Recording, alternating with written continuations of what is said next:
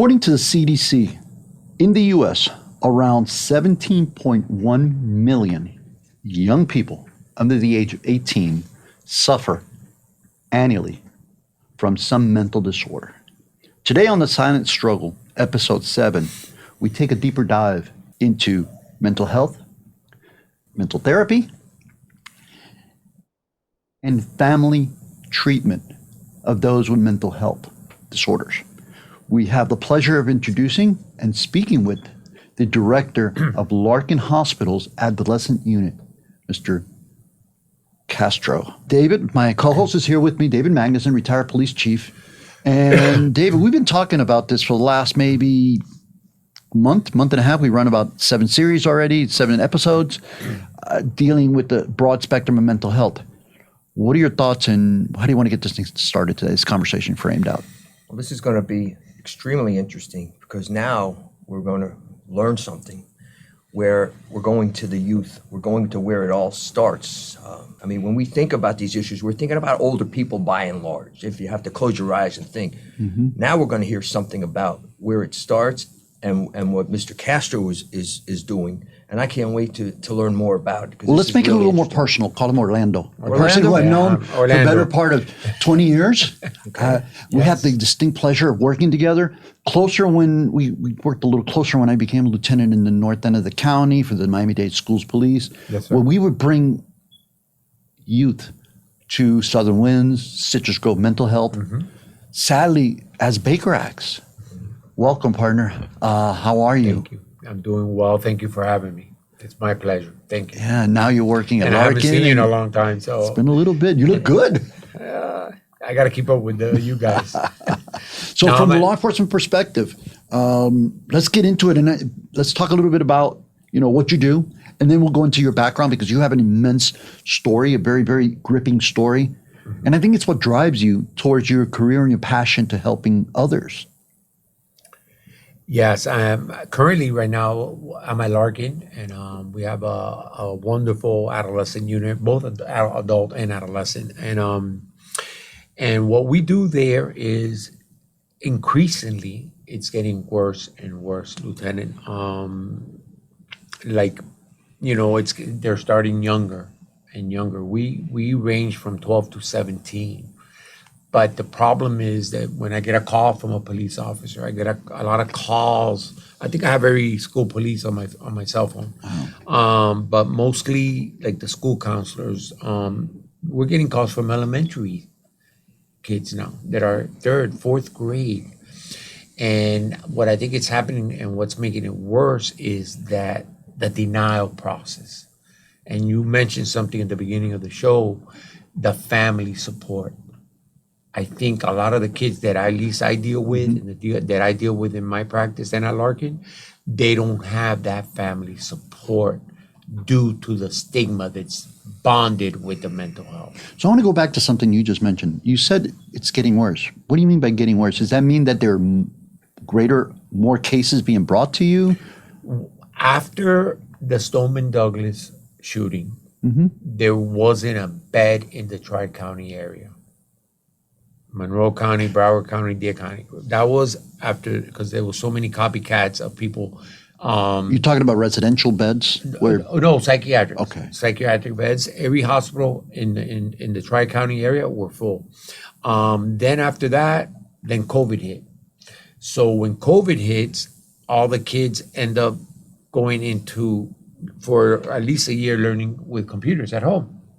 So a lot of them, isolation, no socialization. They lost those skills of how to socialize with the other kids. And then with the parents, there was more domestic violence, more alcoholism, more, so they were seeing more things. So it got worse. Again, all the units were full. Then after COVID slowed down, that everybody went back, then that was also an adjustment period because they go from school to no school for a year, back to school. How to socialize, how to, go from class to class, because a lot of them were working from computers, but the others weren't. So they were just isolated at home. They lost that social skill that was so important. I think there's an underestimation to a certain extent of how the COVID crisis, that one in a century type of pandemic, how that affected, again, the entire community. Yes, sir. No matter how old, but certainly, again, going back to the youth, obviously, maybe older people can handle it a little bit different. The social skills were lacking. Now, that doesn't take away, it's not an either or thing of what happened from 7 to 18, but just adds to it. But one thing you said, one word that we hear in every interview we do is the word stigma. Yeah. And I think that is a catalyst, a negative force that just escalates Yes, sir. the issues that are ongoing, especially in the youth, I would think. Yeah. So, we're at a place now, we're coming out of it, as you said, but sometimes getting back on track is the most difficult of all processes. And so I'd like to hear, more about what's transpiring and how it's coming along. So here's an important distinction to make. Not all criminals have mental health issues, and not all people who have mental health issues Correct. are criminals, right? Correct. So Orlando, you're a mental health therapist, licensed, right? Right. And you are in charge of the adolescent unit. You take great pride in working with families who have children who have mental disorders. But before we go there, you're not just a therapist, right? You're not just a counselor. You're not just a mental health service provider. You're a person that has experienced some personal issues. Absolutely. And you reflect on that. And like I said earlier, that's what drives you. Can you touch with, let the audience know who you are, because that's what makes you a better counselor from what I've seen, or a better therapist or mental health provider. Thank you, Lieutenant. Yes, I'm driven because I am a recovering alcoholic, and that drives me to help, because there is help out there. And once that, like the chief said, once we get over that denial and that grace period of the denial, it's okay for me to tell you that and to say, listen, and that's what bonds me with the kids, because I only say it if it's a therapeutic format, that I know that once I have them and I say, or her, and I say that, like the guard comes down. So it's not like I'm sitting in front of you, I'm sitting next to you. And that has become so important, what we talked about. We talked about that if I was able to do it, if I was able to come out of that, and I've dedicated my life to do this. That's all I do now is help, parents, help kids, help counselors, help anybody that my phone rings all the time, but that stigma is still there. So in reality, not only do I do the work with the minor, which the stigma falls a little bit once I disclose that, but it also falls down with the parent. And that communication with the parent says, wait a minute, the definition of insanity is repeating the same thing over and over and expecting a different outcome. And these parents are seeing the same thing and expecting a different outcome. And I said, no, it's not going to happen that way. We got to put our triggers, our coping skills, what triggers, and it's 1,000 of a second. It's easier said than done. But once they master that, because I think we all have that, and a lot of these kids have a lot of trauma. A lot of these kids that we work with have been molested. A lot of these kids I've sent kids to treatment centers at 14, 15 years old because they cannot function without a substance in their body. And everything, when you ask them, I do a lot of motivational interview, which is a good modality for substance abuse. What do you like about it? What has it gotten you? Let them talk about it. And everything they talk about, it's consequences. Not me telling them the consequences. They're explaining to me the consequences that has led them to their substance abuse use. So, we call the show a series, The Silent Struggle, because a lot of people are struggling out there silently, right? And they don't know how to seek help. And David often points to this fact is that you suffer a physical injury, you go take care of it. Absolutely. But there's no shame, and there should be no shame in taking care of your mental health. It's a strength, right? Yeah, man. It's a strength. Yes. Yeah. If you had the broken arm, and you said, it'll set on its own. I'm not going to get it set. I mean, I'm a nice guy. I might not say anything to you, but walking away, we say, that wasn't the brightest thing in the world. Yeah. I mean, that to me is a weakness. Not that you're going to let your arm heal on its own. That's a weakness. You're not thinking clearly, to set it. A broken mind. But if you know, and that's the thing, if you know there's an issue there, if you speak to someone, you can get that early help and be aware of what you're feeling and what you're looking for, and look to get that help immediately, perhaps without the chemical or alcohol inducement, to get you through it. That's a strength. That is a strength. So if we can go into, for the audience, right? Because we want to help, right? We don't want to hurt. We want to help. Like Rick Rubin says, do no harm. Do no harm. Hey, but as we get into this part of the discussion, I'd like you to tell the audience, like, if their children are suffering from depression, how to recognize depression, anxiety, those signs that would indicate that they need help. A lot of the signs that I try to work with the parents when we do presentations are isolation. If you see them isolating a lot, sleeping a lot, a lot of these kids. The kids normally sleep a lot. Well, they do, but not more like as soon as they get home from school, they go straight to the room. They're like isolate and sleep, isolate and sleep. So they're very irritable. Look for signs of irritability. A lot of the parents that I work with, we try just like if they see something like that and they notice that, give them a little bit of time to process. But you still have to communicate what you're feeling. Because what happens is if you let those signs go, like the chief says, it gets worse. It's a progressive disease if it's not treated correctly. And the chief hit it right on the nose that, if you fell and you hurt your elbow, they take an x-ray, it's broken, they put a cast on. Yeah. We don't know what's in here, and we don't know what's in here unless you verbalize it. And that is, I think, the number one thing that I focus on is communication with the parents and the kids. Even if they're having a bad day and they're suffering from anxiety, give them time to process it. But give them that open door so they feel comfortable going to you. Because the biggest complaint is that they can't talk to their parents about it. That is the 80% of what the kids always say. Yeah. What are the signs of anxiety and depression and the other PTSD type disorders? And a lot of the kids that have, like, let's say a PSD disorder, they are very angry. Some of them are very aggressive. You could say something wrong, or something that they think it's wrong, and they just snap. Depression, for me, one of the biggest signs is isolation. When I talk to the schools, and the teachers are the best. They're therapists, they're educators, they're everybody, they're everything, because they see the kid the first 9 weeks doing great, getting straight A's, and they're sitting up in the class. By the second 9 weeks, they got their head down on the table and their grades start dropping. There's something wrong there, Lieutenant.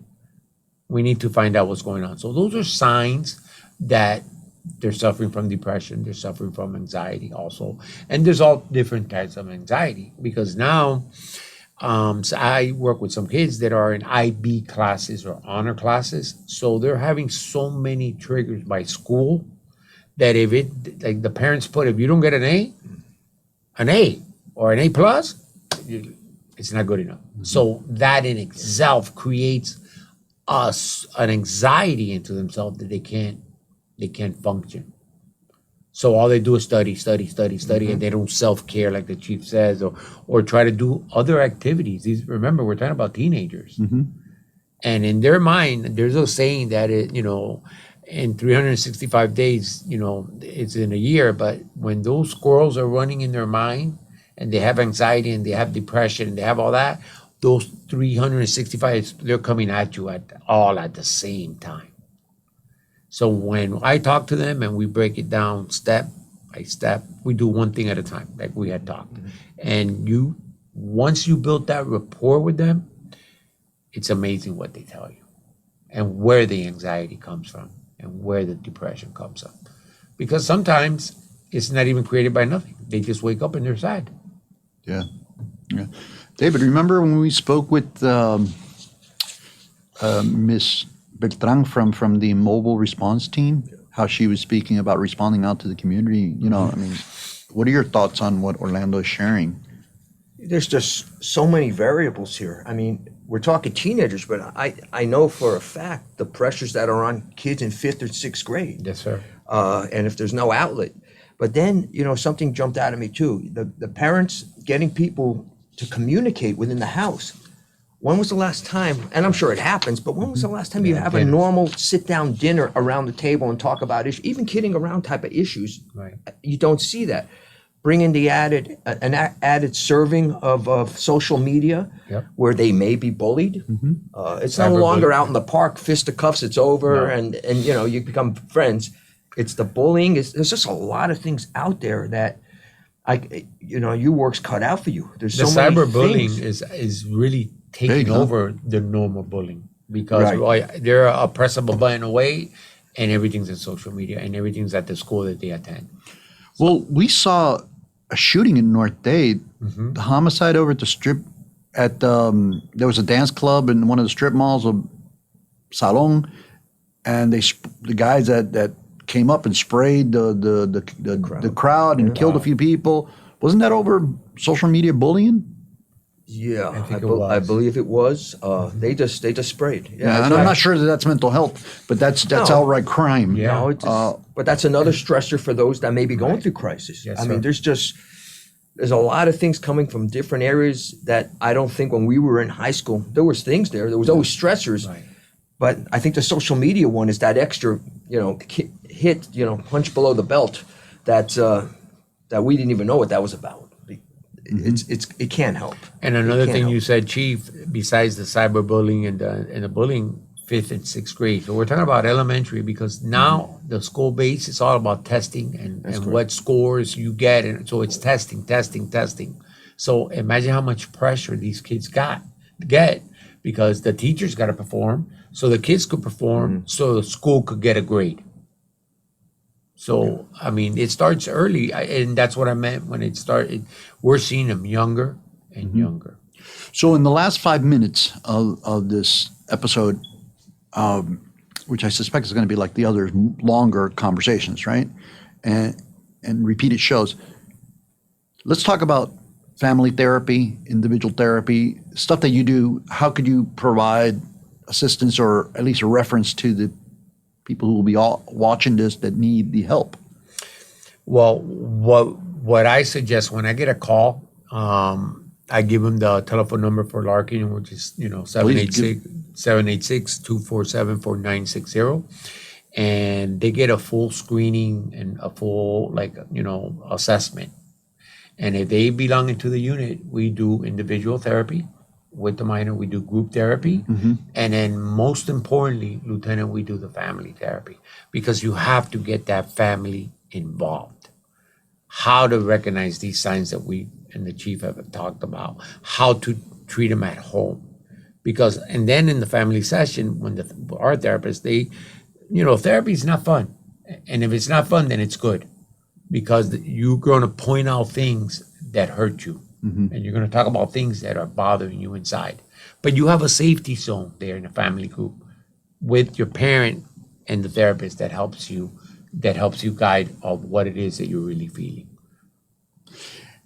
I had read the CDC, on the CDC website, we're listed at 17.1 million youth suffer from some mental health illness.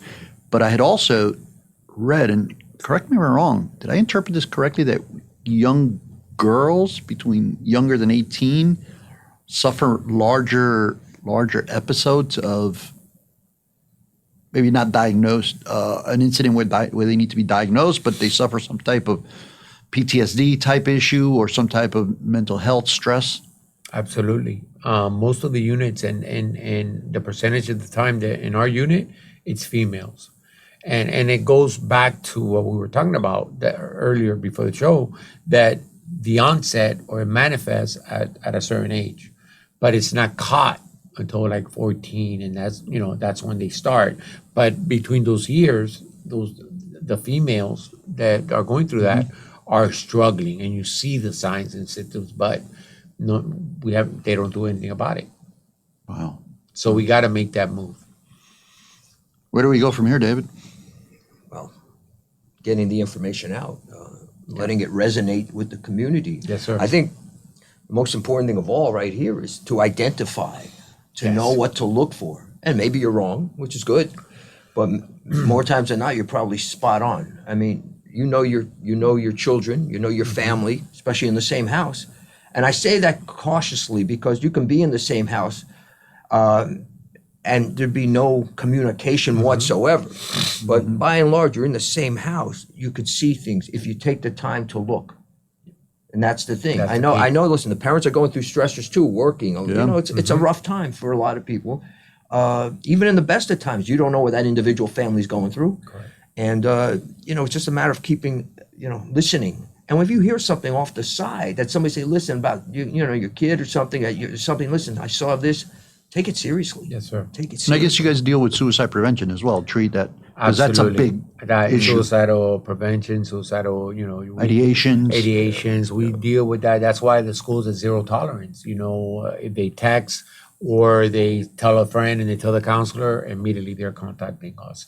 So it's zero tolerance with that. But we do a lot of prevention, like the chief says, that the communication at home is the key. And I love that saying. We could live in the same house and we don't communicate. But nobody knows your child better than you and their mannerisms. And if they isolate, if they don't have to say a word, and just by looking at their facial expression, there's something going on. So ask the questions. And that's what these parents need to do. We need to get them more involved and ask questions with their kids, what's going on. They should know their friends too of the kids. Yes, sir. Wouldn't you think? Say so? Absolutely. Yeah. Absolutely. Yeah. Because they had their friends have a lot of pull. Like I say, who would you rather talk to? Who better than your mother or your father? Peers. But they go to their peers. Yeah. But That's why peer support is so important. Absolutely. And if you get an appropriate peer and appropriate peer support, because they could relate to somebody that's going through the same thing. Yeah. So that peer is going to tell them how they cope with what they're going through that's very similar to what the kid is going through. So for those that don't remember, we've been speaking to Orlando Castro, the director of Larkin Hospital's Adolescent Unit, a person who's been in mental health therapy, a person who I've interacted for the last 20 years. I can't believe it's been already Long 20 time. years. Long time, Maybe a little bit Lieutenant. longer. I think longer, Lieutenant. Yeah. At one point, I thought we had a substation at your Southern Winds office. That's other Wednesday. They look like one day I come out, there's like 9 police cars out there. I thought, what's going on here? Yeah, but we were trying not to arrest kids, right? Right. You're trying to give, like Judge Stephen Leifman said, Yes. find the appropriate care for the individual. It's not necessarily, if they committed a crime, deal with that issue. But if they committed some type of misbehavior, then we need to appropriately deal with them. But even that, you guys did a great job because sometimes you would tell us, let's give them the care first. And if it was a bad crime, then we had to release them to you. Yeah. But even then, you guys first gave them that mental health treatment. It was a challenge. It was a challenge. It was a challenge at that time, yeah. Dealing with the parents and the kids and also respecting victims' rights. sir. Very, very important. Well, on that note, Orlando, would you give them this contact if they need to get a hold of you or they need to go call the Larkin Hospital? Yes, to get a hold of Larkin Hospital intake, any questions, anything that they would like to ask is 786-247-4960. Outstanding. Yeah. David, I think we've come to the end of the show. Any parting words? Great information. Thank you, I Chief. learned a lot, and I know the viewers are going to learn a lot here. Yeah. Orlando, any parting words? Thank you, Chief. Thank you for having me here, and I'm glad to spread my knowledge and my message of what I deal with on a day-to-day basis because it's my passion. I think the honor is ours, right? Because, I mean, this is your career. You're out there saving lives, so thank you. Thank you. Thank you for agreeing to be here. This has been another episode of The Silent Struggle. My name is Robert Asencio. I'm here with David Magnusson, our co-host, and we've been speaking to Orlando Castro, once again, the director of Larkin Hospital's Adolescent Unit. We hope you've enjoyed the show. If there's any comments, please drop us a line. Let us know of your thoughts. Orlando's given the number. Please get a hold of them. To the Millers at Miami's Community News and team and our producer behind the scenes, Andres Pena, thank you. We look forward to speaking to you all on the next episode. Have a great day.